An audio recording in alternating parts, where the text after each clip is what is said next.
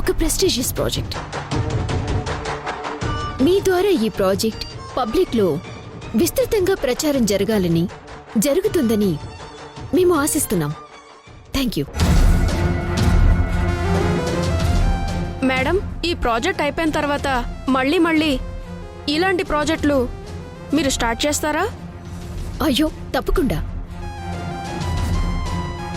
Middle class వాళ్ళ మనోభావాలకి అనుగుణంగానే మా ప్రాజెక్ట్స్ రూపొందుతాయి. సార్, లాభాలు చూడకుండా మధ్యతరగతి వాళ్ళకి మంచి చేయాలన్న మీ ఆలోచనని మేమందరం అభినందిస్తున్నాం సార్. Thank you everyone.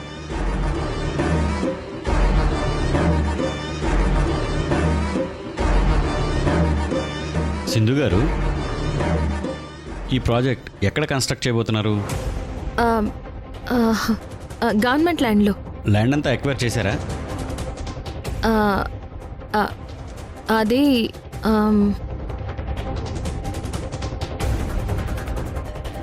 అది అది యాక్చువల్గా ఏంటంటే...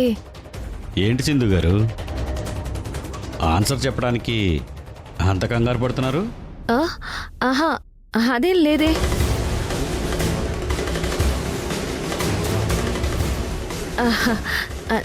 నేనేమీ కంగారు పడ్డం లేదు, నార్మల్గానే ఉన్నాను. సింధు సమాధానం చెప్పకుండా కావాలని ప్రాజెక్ట్ గురించి ప్రెస్ వాళ్ళకి డౌట్ రావాలని ట్రై చేస్తోంది.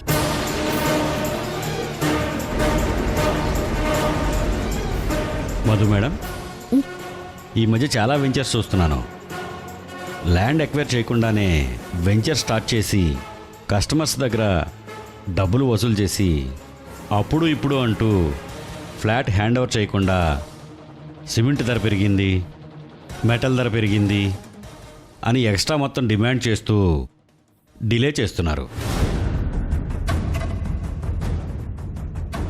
మీ ప్రాజెక్టులో కూడా అలాంటి ప్రాబ్లం ఏమైనా వస్తుందా? అలాంటి ప్రాబ్లం ఏమీ రాదు. గవర్నమెంట్ ల్యాండ్ ఎక్వైర్ అయిపోయింది. అది జరగకుండా మేము మా ప్రాజెక్ట్ని పబ్లిక్ ముందు ఎలా అనౌన్స్ చేస్తాం?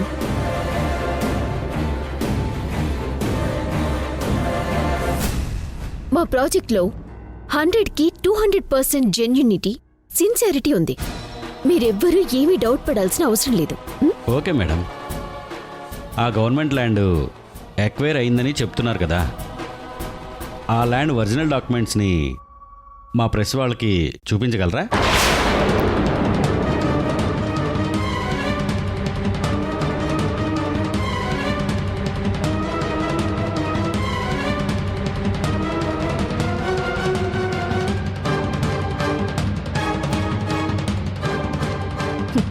భలే దొరికావు మధు. ఇప్పుడు చెప్పవే సమాధానం ప్రెస్ వాళ్ళకి. ఏంటి మేడం, డాక్యుమెంట్స్ చూపించమంటే ఎవరు ఏం మాట్లాడరేంటి? ఆ డాక్యుమెంట్స్ ఎందుకు చూపించమన్నానంటే, నిజంగానే ఆ ల్యాండ్ కనుక ఎక్వైర్ అయి ఉంటే అదే విషయాన్ని మేము మా పత్రికలో ప్రచురిస్తాం. దానివల్ల మీ కంపెనీలో స్టార్ట్ చేయబోయేటువంటి కొత్త ప్రాజెక్ట్కి పబ్లిసిటీ పెరిగి జనాల్లో మరింత నమ్మకం కలుగుతుంది. దానికోసమే అడుగుతున్నాను మేడం, దయచేసి ఆ డాక్యుమెంట్స్ని చూపించండి. అది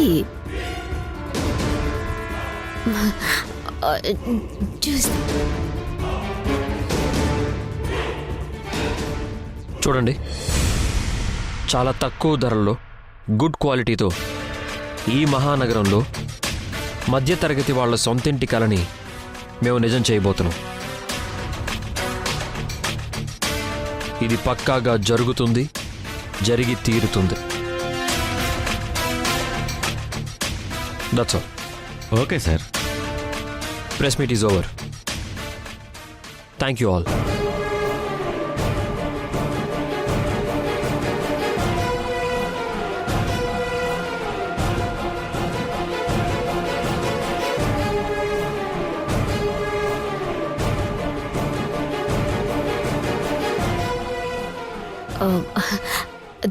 Thank you so much.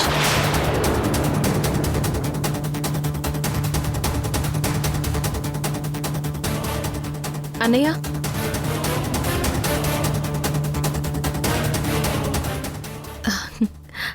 చాలా థ్యాంక్స్ అన్నయ్య. నాకు థ్యాంక్స్ ఎందుకమ్మా? నేను అడగమన్న క్వశ్చన్స్ మీరు అడిగారు కదా అందుకన్నయ్య. అమ్మా సింధు, నాకు డౌటు. నువ్వు వాస్తవ గారి కంపెనీలో వర్క్ చేసినప్పటి నుంచి నువ్వు నాకు బాగా తెలుసు. నువ్వంటే నాకు బాగా నమ్మకం కూడా. ఎన్నో సక్సెస్ ప్రాజెక్ట్స్ని డీల్ చేసావు. బట్ ఈ ప్రాజెక్ట్ గురించి ఎందుకు ఇంత అనుమానపడుతున్నావు? నేను ఎక్కడ వర్క్ చేసినా అక్కడ తప్పు జరగకుండా ప్రాజెక్ట్ ఫినిష్ చేయాలని చూస్తానన్నయ్య. కానీ కొంతమంది కొత్త వాళ్ళు మెయిన్గా ఈ ప్రాజెక్ట్లో ఎగ్జిక్యూట్ చేస్తున్నారు. వాళ్ళని మేనేజ్మెంట్ పూర్తిగా నమ్మేసింది. ప్రాజెక్ట్లో ఉన్న ప్రాబ్లమ్స్ మేనేజ్మెంట్ దృష్టికి తీసుకువెళ్లాలన్నదే నా అంబిషన్ అన్నయ్య. అప్పుడే మేనేజ్మెంట్ నిజానిజాలు తెలుసుకుని జాగ్రత్త పడతారు. బట్ లక్కీగా ప్రెస్ మీట్లో మీరుండబట్టే ఇది నేను చేయగలిగాను. నువ్వు రాసిచ్చిన ప్రశ్నలు చూసిన తర్వాత నాకు కూడా ఈ ప్రాజెక్ట్ మీద కొన్ని డౌట్స్ వస్తున్నాయమ్మా. నువ్వు ఓకే అంటే గవర్నమెంట్లో నాకు తెలిసిన కొంతమంది అఫీషియల్స్ ఉన్నారు. ఆ ల్యాండ్ గురించి డీటెయిల్స్ కనుక్కుంటానమ్మా. మీరు జర్నలిజంలో ఎంత సీనియర్గా ఉన్నారో నాకు తెలుసు అన్నయ్య. మీరు నాకు ఈ ఇన్ఫర్మేషన్ ఇస్తే నాకు కూడా ఫేవర్ చేసిన వాళ్ళు అవుతారు. కానీ ఇదంతా ఎవరికీ తెలియకూడదన్నయ్య. సీక్రెట్గా జరగాలి. ఎందుకంటే మనం ఇన్ఫర్మేషన్ గ్యాదర్ చేస్తున్నాము అని ఆ మెయిన్ వాళ్ళకి తెలిస్తే అలర్ట్ అవుతారు కదా, అందుకన్నయ్య. సరేనమ్మా, రహస్యంగానే సమాచారాన్ని సేకరిస్తాను. ఇంతకీ నేను అడిగిన క్వశ్చన్స్ వల్ల మీరనుకుంటున్నట్టు విషయం అర్థం అవ్వాల్సిన వాళ్ళకి అర్థమైందంటావా అమ్మా? అయిందనే అనుకుంటున్నానన్నయ్య. అన్నయ్య, నా ఫోన్ నెంబర్ తీసుకోండి. ఏదైనా ఇన్ఫర్మేషన్ తెలిస్తే కాల్ చేయండి. సరేనమ్మా.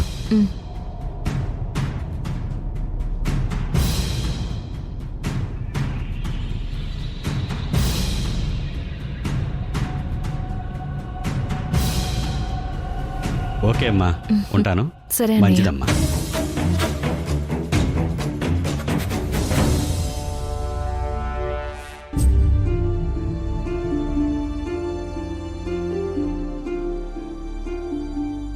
ల్యాండ్ అంతా ఎక్వైర్ చేశారా? ఆ ల్యాండ్ ఒరిజినల్ డాక్యుమెంట్స్ని మా ప్రెస్ వాళ్ళకి చూపించగలరా? మర్ది గారు కూర్చోదినా. మరిది గారు నాతో ఏదో మాట్లాడాలి రమ్మన్నారంట. అవునదినా. ప్రెస్ వాళ్ళు వెళ్ళిపోయారు వదినా? అందరూ వెళ్ళిపోయారు. నాకైతే ఈరోజు చాలా హ్యాపీగా ఉంది. మన మొదటి ప్రాజెక్ట్ స్టార్ట్ అయ్యి పబ్లిక్లో పబ్లిసిటీ కూడా స్టార్ట్ అయిపోయింది. మీకు మన కంపెనీకి ఈ ప్రాజెక్టు ద్వారా మార్కెట్లో మంచి పేరు తీసుకొస్తాను. మీరు చూస్తూ ఉండండి.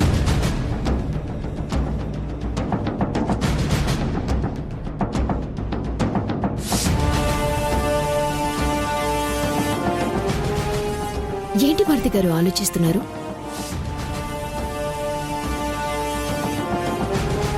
ఆ ప్రెస్ అతను అడిగిన క్వశ్చన్స్ గురించి ఆలోచిస్తున్నాను వదినా. నేనేదో వాళ్ళతో అలా చెప్పానని కాదు, కానీ నిజంగానే గవర్నమెంట్ నుంచి మనం ఆ ల్యాండ్ తాలూకు అప్రూవల్స్ని తెచ్చుకోగలం కదా. ఆ పొలిటీషియన్ ఎవరో కానీ మనకి సపోర్ట్ చేస్తారు కదా. అసలు మీకు ఆ డౌట్ ఎందుకు వచ్చింది మరిది గారు? ఎందుకంటే ఏదైనా ప్రాబ్లం అయ్యి అప్రూవల్స్ రాకపోతే మార్కెట్లో మన కంపెనీ రెప్యుటేషన్ పూర్తిగా డౌన్ అయిపోతుంది. ఆల్రెడీ ప్రెస్ ద్వారా పబ్లిక్ అనౌన్స్ చేసేసాం. తేడా వస్తే మాత్రం అటు జనాలు ఇటు మీడియా మనల్ని ఓ ఆట ఆడుకుంటారు వదినా. అదే నా టెన్షన్.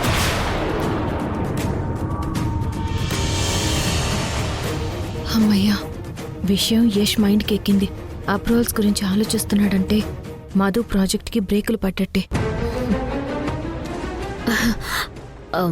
అన్ని అప్రూవల్స్ తెచ్చుకుంటాం మరిది గారు. దాని గురించి మీరేం ఆలోచించకండి. బ్యాక్ ఎండ్ లో జరగాల్సినవన్నీ జరిగిపోతూ ఉంటాయి. ఆ పొలిటీషియన్ మనకి ఫుల్ ఫేవర్ చేస్తాడు.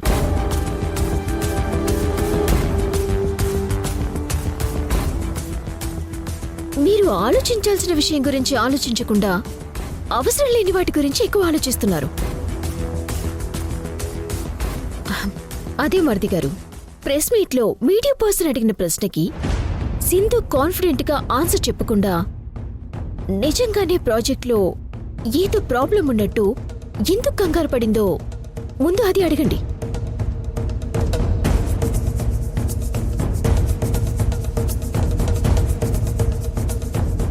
అడగండి మరిది గారు పిలిచి.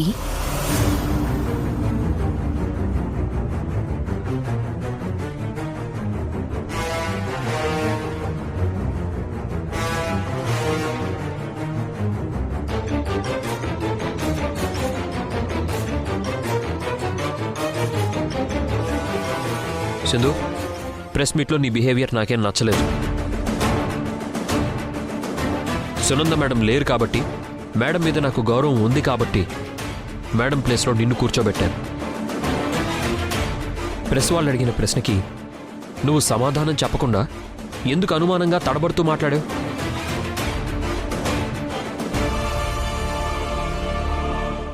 ప్రెస్ వాళ్ళు ప్రాజెక్ట్లో ప్రాబ్లమ్స్ ఉన్నాయనుకోరా? నీకంత నమ్మకం లేకపోతే నేను పిలిచినా రాకుండా ఉండాల్సింది. ఇంకోసారి ఇలా చేశావంటే బాగుండదు చెప్తున్నాను.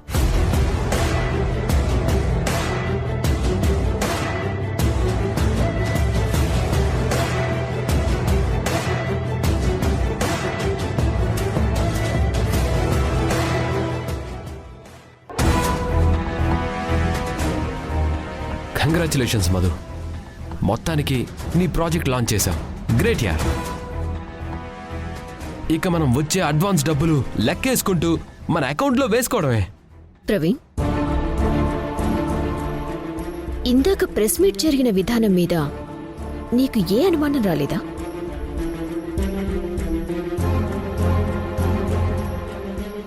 సింధుని క్వశ్చన్స్ అడిగిన ఆ ప్రెస్ పర్సన్ గురించేనా నీ డౌట్? అవును ప్రవీణ్, మన బ్యాక్గ్రౌండ్ ప్లాన్ తెలిసినట్టుగా ఎవరో ముందే ఈ విషయం చెప్పి ఆ క్వశ్చన్స్ వాడితో అడిగించినట్టుగా నాకనిపిస్తుంది ప్రవీణ్. ఎందుకంటే మీడియా వాళ్ళు జనరల్ లేదా కామన్ క్వశ్చన్స్ అడుగుతారు. బట్ ఇంత డెప్త్గా పర్టికులర్గా మన ప్రాజెక్ట్లో ఏవైతే లేవో వాటి గురించి అంత కరెక్ట్గా ఎలా క్వశ్చన్ చేశాడు?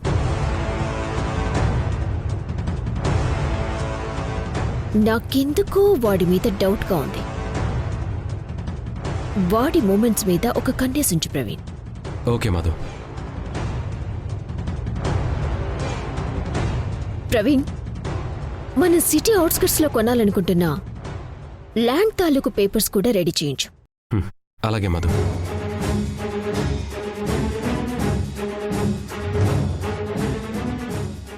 ఆ గవర్నమెంట్ ల్యాండ్ అక్వైర్ కాలేదని సింధుకి బాగా తెలుసు. తెలిసి కూడా మీడియా ముందు ఎందుకు ఓపెన్ అవ్వలేదు?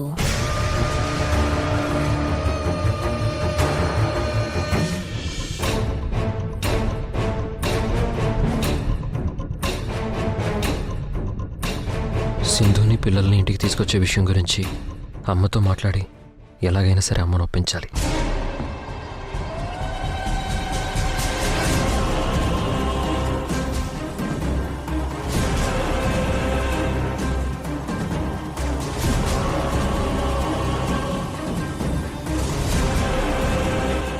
అమ్మా, నీతో ఒక విషయం మాట్లాడాలి. నువ్వు ఎప్పుడు ఇంటికి వస్తావా? నేను నీతో ఎప్పుడు ఓ విషయం మాట్లాడాలని ఎదురు చూస్తున్నాను. అసలా ఏంటమ్మా అది? ఇప్పుడే మధు ఫోన్ చేసింది. ఆ ప్రెస్ మీట్లో నీ పక్కన సింధు కూర్చుందంట. ఓ అదేనమ్మా. వదిన కొత్తగా స్టార్ట్ చేయబోయే ప్రాజెక్ట్ గురించి ప్రెస్ మీట్ పెట్టి పబ్లిక్గా అనౌన్స్ చేసాం. మీ వదిన చేసే ప్రాజెక్టు గురించి జనాలకు చెప్పడం మంచిదేరా, కానీ ఆ ప్రెస్ మీట్లో నీ పక్కన సింధు కూర్చునుంది చూడు, అదే చూడ్డానికి చాలా చండాలంగా ఉందిరా. మధు ఈ ఇంటికి పెద్ద కోడలు, మనింటి మహాలక్ష్మి. నీతో మీ వదిన ఉండటం సంతోషమేరా నాకు, కానీ ఆ దరిద్రపు మొహంది ఆ సింధు ఉండటమే నాకు నచ్చలా. నీ పక్కన కూర్చునే అర్హత దానికి లేదురా. దూరంగా వెళ్ళమని నువ్వైనా చెప్పాలి కదా. అయినా ఆ ప్రెస్ మీట్లో అదెందుకు రాసలా? ప్రెస్ మీట్కి సునంద మేడం రాలేదమ్మా. సింధు సునంద గారి తరపున పనిచేస్తుంది కదా, అందుకే సునంద మేడంకి బదులుగా తనొచ్చి కూర్చుంది. దాము, ఒకే ఆఫీసులో కలిసి పనిచేస్తున్నప్పుడు ఇలాంటివన్నీ కామనే కదా. ఇలాంటివి సాధారణమే అని మనం సావధానంగా ఉంటే ఆ సింధు మళ్ళీ మనకి ఏదో ఒక సమస్య తెచ్చిపెడుతుంది చంద్ర. పిల్లల్ని ఎలాగూ దగ్గర చేసుకుంది, ఇక మిగిలింది యష్. వాణ్ణి కూడా ఏదో విధంగా మభ్యపెట్టి మాయ చేసి తన వైపుకు లాక్కోవాలనే పన్నాగంతోనే యష్ పక్కన కూర్చుంది చంద్ర. రే యష్, నువ్వు ఆ సింధుకి ఎంత దూరంగా ఉంటే అంత మంచిది. ఇలాంటివి మళ్ళీ జరగకుండా చూసుకోరా, అర్థమైందా? అలాగే అమ్మా.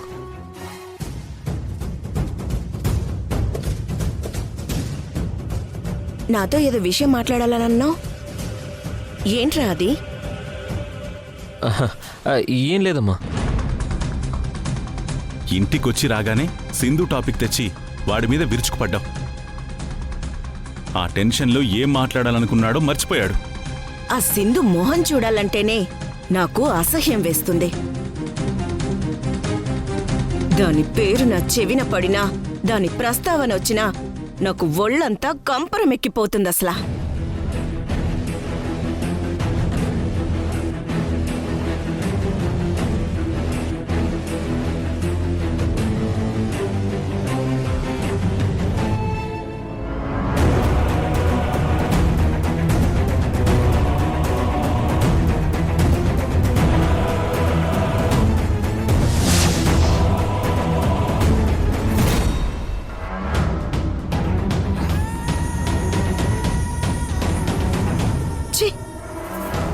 ఏదైతే నేను జరగకూడదు అని అనుకున్నానో అదే మళ్ళీ ముందుకొచ్చింది. ఏ దరిద్రమైతే నా కళ్ళకు కనపడకూడదు అనుకున్నానో అదే దరిద్రం నా కళ్ళ ముందే వచ్చి నిలబడింది.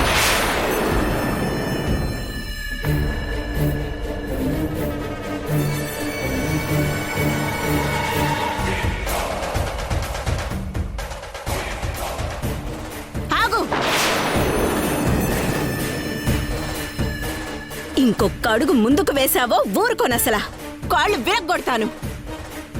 నీ స్థానం ఎప్పుడైనా మా ఇంటి బయటే ఉండాలి.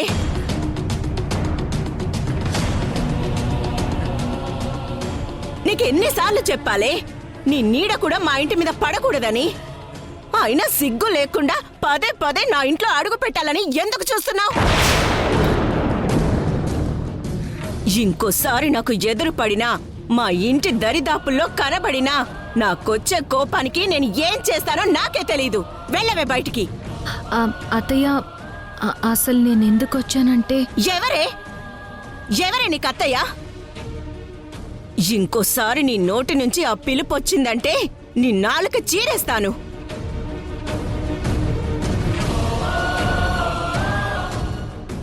నువ్వు నన్ను నా కొడుకుని ఎంత మోసం చేశావో, మా ఇంటి పరువు ఎలా బజార్కి ఇడ్చావో, రిసిసిసిల మనసు మార్చి ఎలా నీ సొంతం చేసుకున్నావన్నది నేనెలా మర్చిపోతానే?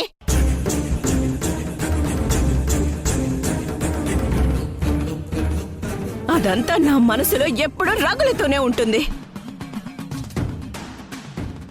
నువ్వు చేసిన పాడు పనికి మన మధ్య ఉన్న అత్తా కోడళ్ల బంధం, నా కొడుక్కి నీకు మధ్య ఉన్న 3 ముళ్ల బంధం ఏనాడో తెగిపోయాయి.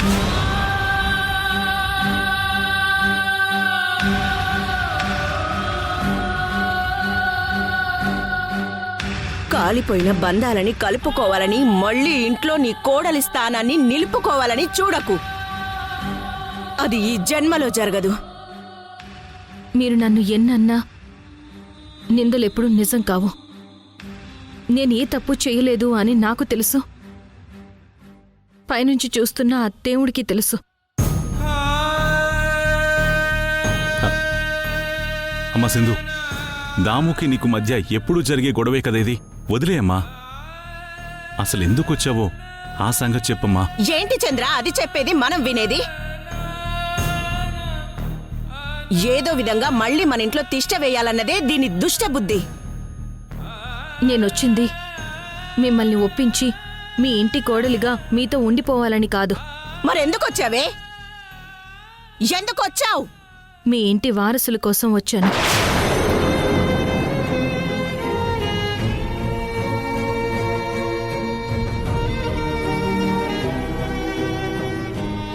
ఇవాళ రిషి శశి పుట్టినరోజు.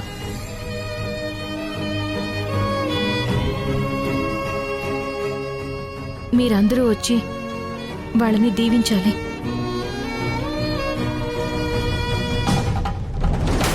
నిండు నూరేళ్లు సంతోషంగా ఉండాలని మీరు ఆశీర్వదిస్తే మీ మనవడు మనవరాలు ఎంతో సంతోషపడతారు.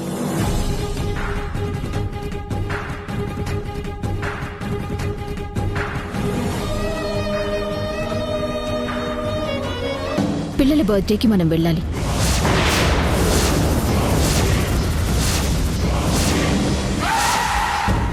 మీతో పాటు మేము కూడా రావాలి. అసలు నువ్వు ఏం చేస్తా ఉండావో నాకేం అర్థం కావడం లేదో. మనం బర్త్డే ఫంక్షన్కి వెళ్తుంది యష్ మనసులో మొలకెత్తిన ఆ ఆలోచనని చంపేసి లైఫ్లో మళ్ళీ ఆ సింధుని కలవకుండా ఉండేలా చేయటానికే తెలుసా?